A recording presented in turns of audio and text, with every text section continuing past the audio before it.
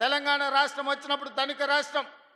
ఈ ధనిక రాష్ట్రాన్ని చంద్రశేఖరరావు గారి కుటుంబం చేతిలో పెడితే ఈరోజు అప్పుల ఊబిలో తెలంగాణ రాష్ట్రం కూరుకుపోయింది. ఆనాడు నెలకు 500 కోట్ల రూపాయలు అసలు మిత్తి కట్టే అప్పు ఉంటే ఈనాడు ప్రతి నెల అసలుకే 6,500 కోట్ల రూపాయలు ప్రతి నెల కట్టాల్సిన పరిస్థితి వచ్చింది. 10 ఏళ్లలో ఈరోజు దాదాపుగా 8 లక్షల కోట్ల రూపాయలు, 7 లక్షల కోట్ల రూపాయలు బ్యాంకుల్లో అప్పు తెస్తే 40,000 కోట్ల రూపాయలు కాంట్రాక్టర్లకు బకాయిలు పెట్టిండు.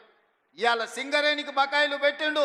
విద్యుత్ శాఖ డిపార్ట్మెంట్కు ఉచిత కరెంటు పేరు మీద రైతులకు ఉచిత కరెంటు ఇచ్చినా అని విద్యుత్ శాఖకు బకాయిలు పెట్టిండు.